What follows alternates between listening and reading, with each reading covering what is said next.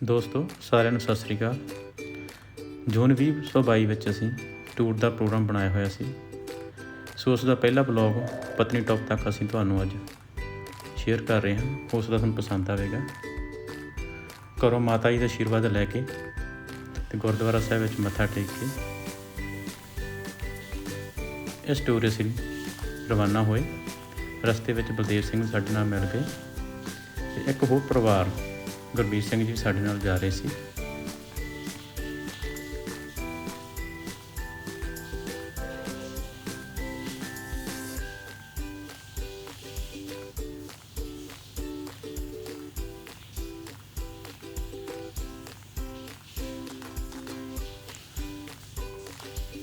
ਜਲੰਧਰ ਸ਼ਹਿਰ ਰਾਹੀਂ ਅਸੀਂ ਪਤਨੀਟੌਪ ਤੱਕ ਪਹੁੰਚਣਾ ਸੀ। ਸੋ ਤੁਸੀਂ ਟਾਵਰ ਦੇਖ ਰਹੇ ਹੋ। ਇਹ ਆਕਾਸ਼ਵਾਣੀ ਜਲੰਧਰ ਦਾ ਟਾਵਰ ਹੈ ਜਿਸ ਤੋਂ ਰੇਡੀਓ ਦਾ ਪ੍ਰਸਾਰਣ ਹੁੰਦਾ ਸੀ।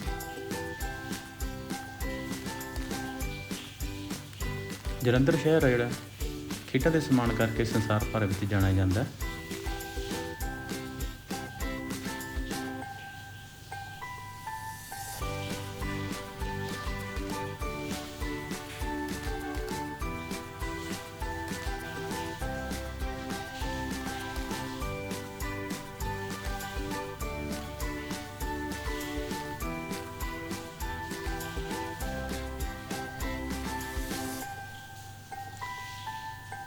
ਜਲੰਧਰ ਸ਼ਹਿਰ ਪਾਰ ਕਰਕੇ ਅਸੀਂ ਪਠਾਨਕੋਟ ਦਾ ਜਿਹੜਾ ਰੋਡ ਸੀ ਉਸ ਤੋਂ ਅੱਗੇ ਵਧੇ।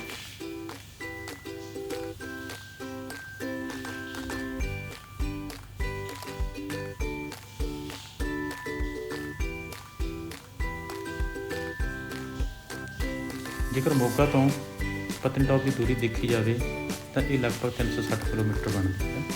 ਰਸਤੇ ਵਿੱਚ ਅਸੀਂ ਇੱਕ ਰੈਸਟੋਰੈਂਟ 'ਤੇ ਖਾਣਾ ਵੀ ਖਾਧਾ। ਬੱਚੇ ਮਸਤੀ ਕਰਦੇ ਹੋਏ,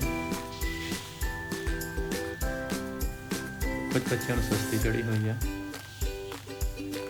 ਗੁਰਮੀਤ ਸਿੰਘ ਜੀ ਖਾਣਾ ਖਾਂਦੇ ਪਏ।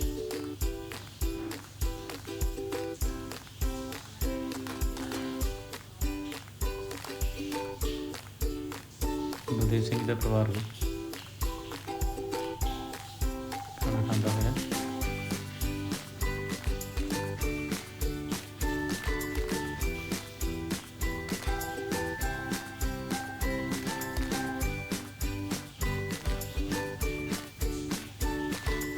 ਵਿਜੇ ਪ੍ਰਤਾਪ ਸਿੰਘ ਤੇ ਮੰਮੀ ਨਾਲ ਕੋਈ ਗੱਲ ਸਾਂਝੀ ਕਰਦੇ ਪਏ।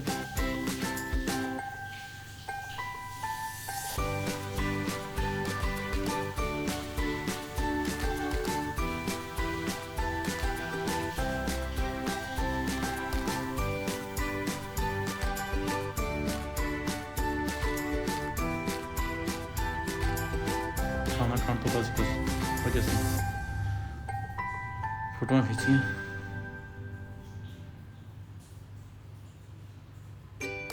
ਗਰੁੱਪ ਫੋਟੋ ਕਰਾਉਣ ਤੋਂ ਬਾਅਦ ਅਸੀਂ ਪਠਾਨਕੋਟ ਵੱਲ ਚੱਲ ਪਏ।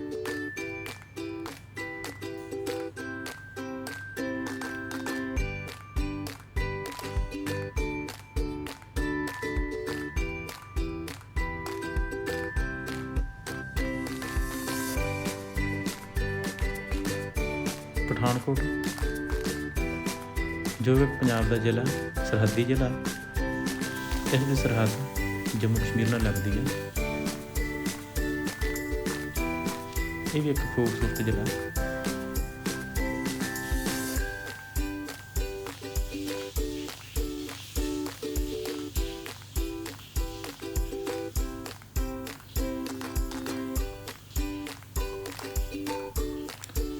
ਇਸ ਤੋਂ ਬਾਅਦ ਅਸੀਂ ਜੰਮੂ ਕਸ਼ਮੀਰ ਵਿੱਚ ਦਾਖਲ ਹੋਏ। ਇਹ ਸਰਹੱਦ ਹੈ ਜੰਮੂ ਕਸ਼ਮੀਰ ਦੀ ਜੋ ਤੁਸੀਂ ਦੇਖ ਰਹੇ ਹੋ।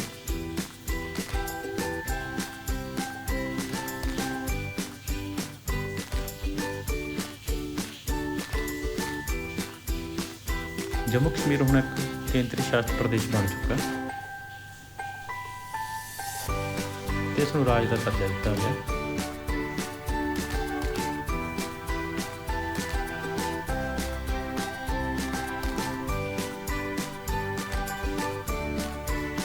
ਜੰਮੂ ਕਸ਼ਮੀਰ ਵਿੱਚ ਦਾਖਲ ਹੁੰਦਿਆਂ ਹੀ ਉੱਚੇ ਉੱਚੇ ਪਹਾੜ ਆ ਉਹ ਦਿਖਾਈ ਦੇਣ ਲੱਗ ਜਾਂਦੇ। ਇੱਥੋਂ ਦੀ ਜਿਹੜੀ ਹਰਿਆਵਲ ਉਹ ਮਨ ਨੂੰ ਮੋਹ ਲੈਂਦੀ ਆ।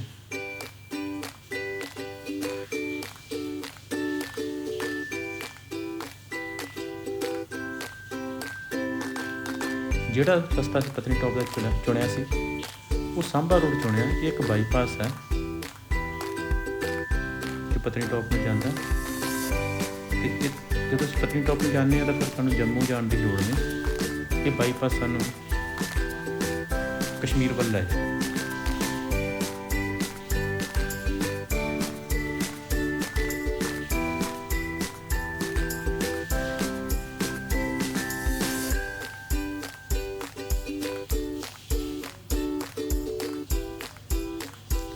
ਰਸਤੇ ਦੇ ਸੈਲਾਨੀ ਜਿਹੜੇ ਰੁਕੇ ਹੋਏ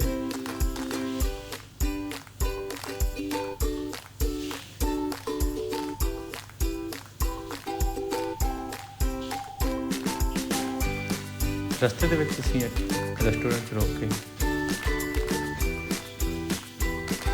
ਹਲਕਾ ਜਿਹਾ ਭੋਜਨ ਲਿਆ। ਬਲਦੇਵ ਸਿੰਘ ਗੁਰਮੀਤ ਸਿੰਘ ਨੂੰ ਕੁਝ ਸਮਝਾਉਂਦੇ ਹੋਏ ਕੁਝ ਫੋਟੋ ਸੈਸ਼ਨ ਵੀ ਹੋਇਆ। ਇਸ ਤੋਂ ਬਾਅਦ ਅਸੀਂ ਪਤਨੀਟੋਪ ਵੱਲ ਰਵਾਨਾ।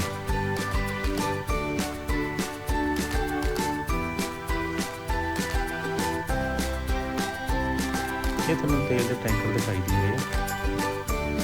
ਜਿੰਨਾ ਵੀ ਪੈਟਰੋਲ ਤੇ ਡੀਜ਼ਲ ਤੇਲ ਆ ਉਹ ਮੈਦਾਨੀ ਏਰੀਏ 'ਚੋਂ ਪਹਾੜਾਂ ਵੱਲ ਨੂੰ ਜਾਂਦਾ। ਇਹਦੀ ਸਪਲਾਈ ਜੰਮੂ ਕਸ਼ਮੀਰ ਅਗਾਂਹ ਲੇਹ ਲਦਾਖ ਤੱਕ ਕੀਤੀ ਜਾਂਦੀ ਹੈ। ਇਸ ਤੋਂ ਇਲਾਵਾ ਜਿਹੜੇ ਉੱਥੋਂ ਦੇ ਲੋਕ ਰਹਿੰਦੇ ਆ ਉਹਨਾਂ ਦੀ ਜਿਹੜੇ ਜ਼ਰੂਰੀ ਵਸਤੂਆਂ ਉਹ ਵੀ ਟਰੱਕਾਂ ਰਾਹੀਂ ਹੀ ਮੈਦਾਨੀ ਏਰੀਏ 'ਚੋਂ ਪਹਾੜਾਂ ਵੱਲ ਜਾਂਦੇ।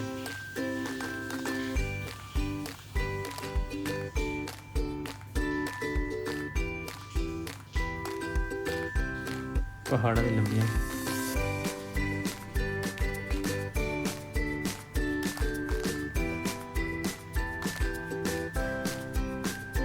ਪਹਾੜਾਂ 'ਚ ਤੁਹਾਨੂੰ ਦਰਖਤ ਦਿਖਾਈ ਦੇ ਰਹੇ ਆ, ਬੂਟੇ। ਇਹ ਫਲਦਾਰ ਬੂਟੇ ਆ, ਸੇਬ, ਆੜੂ ਅਤੇ ਹੋਰ ਫਲਦਾਰ ਬੂਟੇ ਆ। ਇੱਥੋਂ ਜਿਹੜੀ ਭੂਮੀ ਆ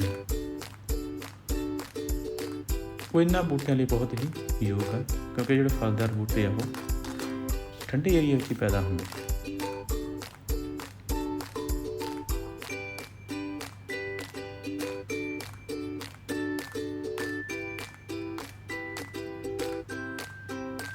ਰੰਗ ਬਿਰੰਗੇ ਖੂਬਸੂਰਤ ਘਰ ਦਿਖਾਈ ਦੇ ਰਹੇ ਬਹੁਤ ਜਿਹੜਾ ਵਧੀਆ ਨਜ਼ਾਰਾ ਪੇਸ਼ ਕਰਦੇ।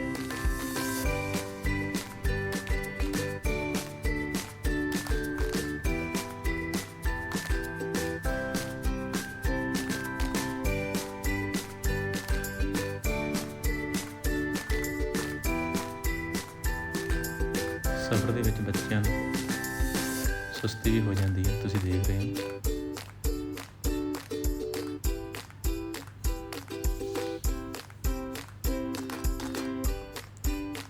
ਹੁਣ ਅਸੀਂ ਪਤਨੀਟੋਪ ਵਿੱਚ ਦਾਖਲ ਹੋ ਚੁੱਕੇ ਸੀ। ਇਹ ਇੱਕ ਬਹੁਤ ਹੀ ਸੁੰਦਰ ਪਹਾੜੀ ਏਰੀਆ ਜੋ ਆਪਣੀ ਸੁੰਦਰਤਾ ਕਰਕੇ ਪ੍ਰਸਿੱਧ ਹੈ। ਬਹੁਤ ਸਾਰੇ ਟੂਰਿਸਟ ਆ ਇੱਥੋਂ ਦੀ ਸੁੰਦਰਤਾ ਦਾ, ਮੌਸਮ ਦਾ ਆਨੰਦ ਮਾਣਨ ਲਈ ਆਉਂਦੇ ਆ। ਪਤਨੀਟੋਪ ਦੀ ਸਮੁੰਦਰ ਤਲ ਤੋਂ ਜਿਹੜੀ ਉਚਾਈ ਹੈ 6,640 ਫੁੱਟ ਦੀ ਹੈ। ਇੱਥੇ ਕਈ ਦੇਖਣ ਨੂੰ ਥਾਵਾਂ ਜਿਵੇਂ ਨੱਥਾ ਟੋਪ, ਸੰਸਰ ਲੇਕ, ਨਾਗਮੰਜ।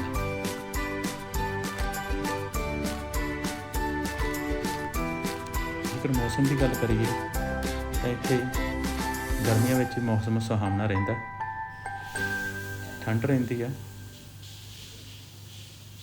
ਜੁਲਾਈ ਅਗਸਤ ਵਿੱਚ ਬਾਰਿਸ਼ਾਂ ਹੁੰਦੀਆਂ ਇੱਥੇ, ਅਤੇ ਸਰਦੀਆਂ ਵਿੱਚ ਸਨੋਫਾਲ ਵੀ ਹੁੰਦੀ ਹੈ।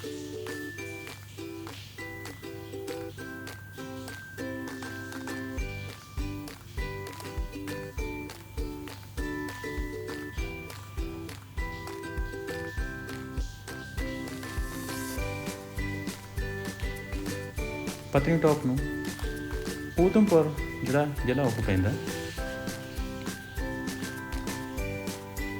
ਇੱਥੇ ਇੱਕ ਸੁੰਦਰ ਪਾਰਕ ਬਣਿਆ ਹੋਇਆ ਜਿਸ ਵਿੱਚ ਬੱਚੇ ਖੂਬ ਆਨੰਦ ਲੈਂਦੇ ਆ। ਇੱਥੇ ਗ੍ਰੀਨ ਹਟਸ ਵੀ ਬਣੀਆਂ ਹੋਈਆਂ ਜੋ ਔਨਲਾਈਨ ਜਾਂ ਔਫਲਾਈਨ ਬੁੱਕ ਹੋ ਜਾਂਦੀਆਂ। ਇਸ ਵਿੱਚ ਕੁਛ ਬੈਡਰੂਮ ਬਣੇ ਹੁੰਦੇ ਆ, ਕਿਚਨ ਦਾ ਵੀ ਇਸ ਵਿੱਚ ਪ੍ਰਬੰਧ ਹੁੰਦਾ। ਇੱਕ ਪੂਰਾ ਪਰਿਵਾਰ ਇਸ ਵਿੱਚ ਰਹਿ ਸਕਦਾ।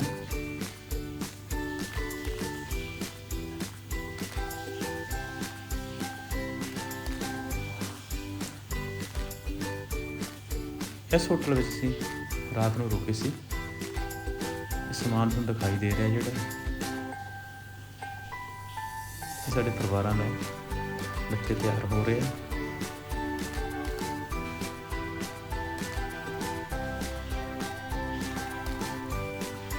ਗੁਰਦੇਵ ਸਿੰਘ ਜੀ ਇਸ ਨੁਕਤੇ ਨੂੰ ਸਾਂਝਾ ਕਰਦੇ ਹੋਏ